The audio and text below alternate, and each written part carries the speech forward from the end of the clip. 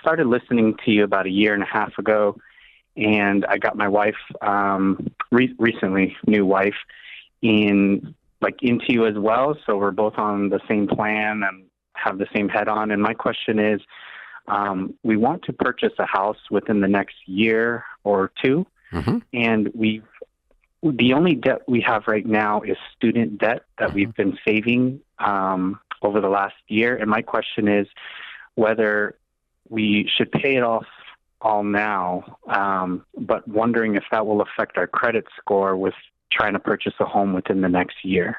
Well, George, you did this. Yeah. Living this out, I've paid off student loans and I bought a house without a credit score. So the question I think you're asking is, how will it affect it in the meantime if I'm in that weird in between? Because when you pay off your student loans, is that all of your debt? Yes, that's all our debt. Yes, before he goes on, let me ask you a question. Do you have enough money in the bank right now to pay off the student loan? We do. We both do. Oh, okay. So you could just write a check and be done today. And then you want to buy a house about a year from now. Correct. Okay. Making sure I have my facts right. Okay. So your emergency fund, will you have that in place already, or will you need to build that up after you pay off this debt? Yeah, so I guess it's kind of scrambled. Total student debt between both of us is about $56,000, and we have about $70,000 in our savings. And we also have together about $20,000 in individual account with Schwab. Cool. Okay, good. So that'll leave you with about $34,000 if you cash out what's in that account. That'll leave you $34,000. Let's call your emergency fund somewhere, is it 15 to 20 for you guys? 3 to 6 months of expenses?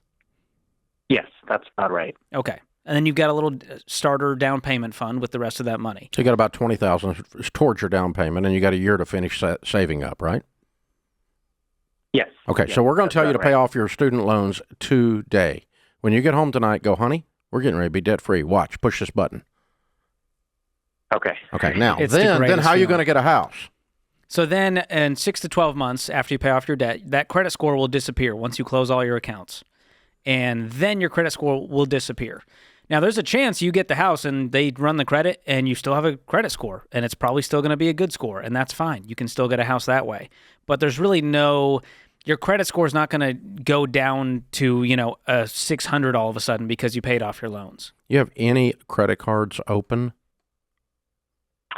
We do, but we pay it off. Close them too. Each month.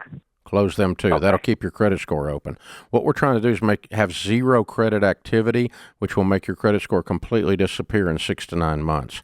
Zero credit score sets you up for manual underwriting, which is where they just check your job, check your deposit, like we used to back in the day when people had sense. Back in the olden days. Back in the day when people had to actually qualify for a mortgage, and a monkey can give you a mortgage now by looking at a number. Credit score. And we used to actually make sure people had the money to pay the bill and stuff.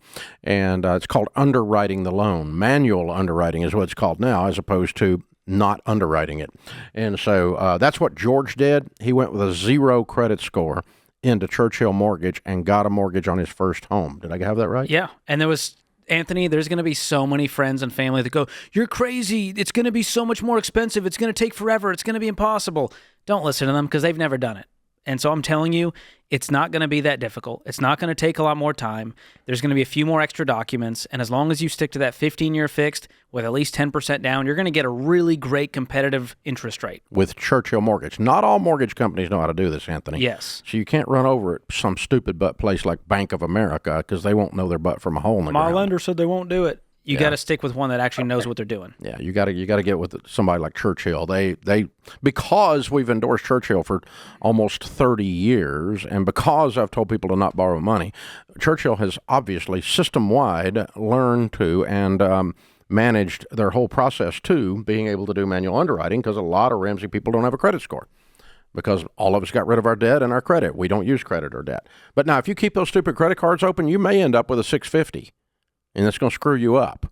So you can't half-butt do this, Anthony. You got to decide, is you or isn't you? And you got to lean in and push all the way through. So ish will get you in a middle ground you don't want to be in, and I don't suggest that.